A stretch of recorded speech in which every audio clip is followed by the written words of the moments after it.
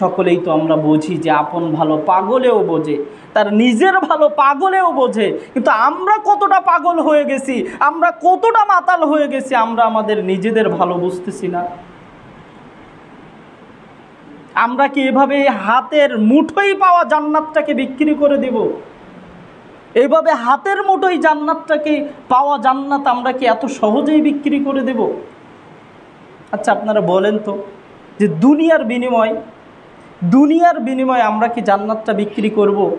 একটু কথা বলেন, এদিকে তাকান সবাই। দুনিয়ার বিনিময়ে কি জান্নাতটা কেউ বিক্রি করবেন? পরকালীন জীবনটা বিক্রি করবেন? সামনে, মাঝখানে, পিছনে আমরা কেউ জান্নাতটা বিক্রি করব না। কিন্তু আল্লাহ সুবহানাহু ওয়া তাআলা বলছেন সূরা বাকারা সূরা নম্বর 2 আয়াত নম্বর 86, আল্লাহ রাব্বুল আলামিন বলছে উলাইকাল্লাযীনা ইশতারাউল হায়াতিদ দুনিয়া বিল আখিরা, তারা দুনিয়ার বিনিময়ে তারা আখিরাতকে বিক্রি করে দিয়েছে। কিভাবে? দুনিয়ার বিনিময়ে তারা কিভাবে আখিরাতকে বিক্রি করে দিয়েছে?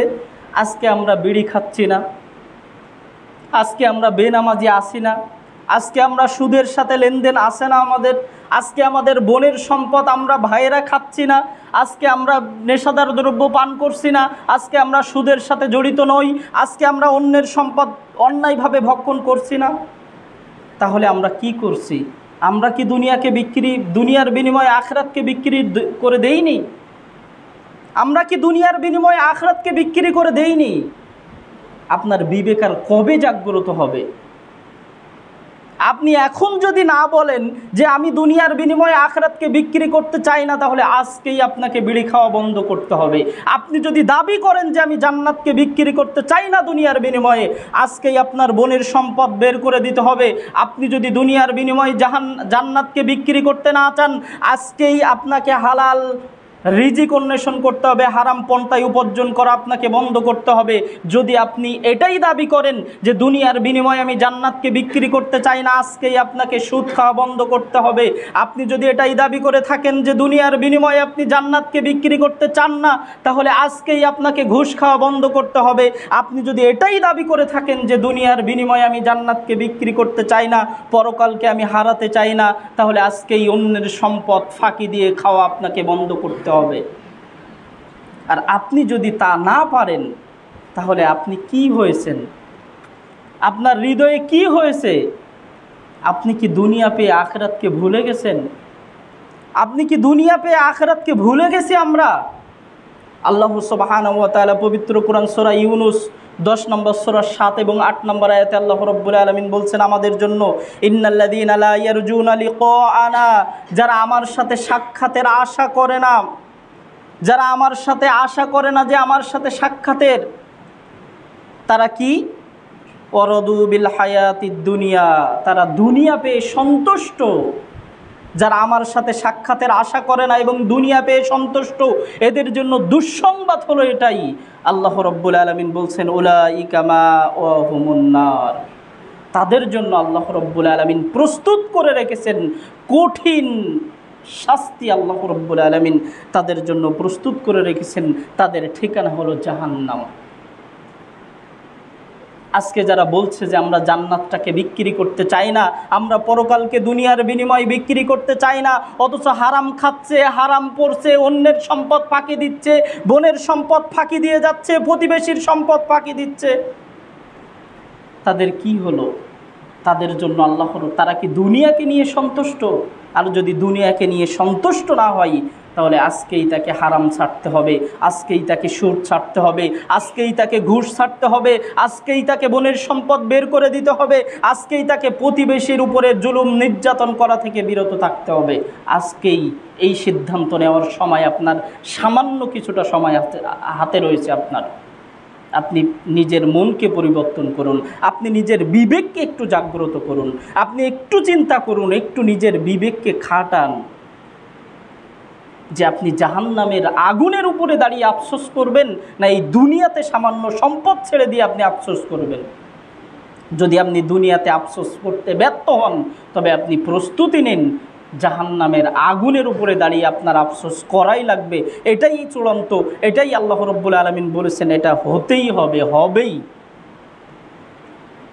আমরা আজকে দুনিয়ার ধোঁকায় পড়ে আছি, দুনিয়ার সম্পদের নেশায় মাতাল হয়ে আছি।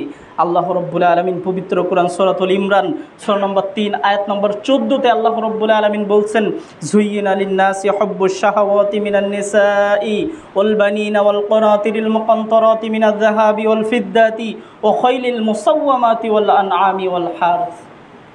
আল্লাহ রব্বুল আলামিন জানিয়ে দিয়েছেন আমাদের জন্য সুশোভিত করে দেওয়া হয়েছে, আমাদের প্রবৃত্তিটাকে আমাদের জন্য ভালোবাসার পাত্র করা হয়েছে। আমাদের নারী সন্তান, রাশি রাশি সম্পদ, চিহ্নিত ঘোড়া, শস্যক্ষেত্র সম্পদ, সবগুলো আমাদের এই দুনিয়ার ভোগ্য বস্তু ছাড়া কিছুই নয়। এই দুনিয়ার ভোগ্য বস্তু সব কিছু আমাদের ভোগের সামগ্রী, কোনো কাজে আমাদের আসবে না। এই সম্পদ,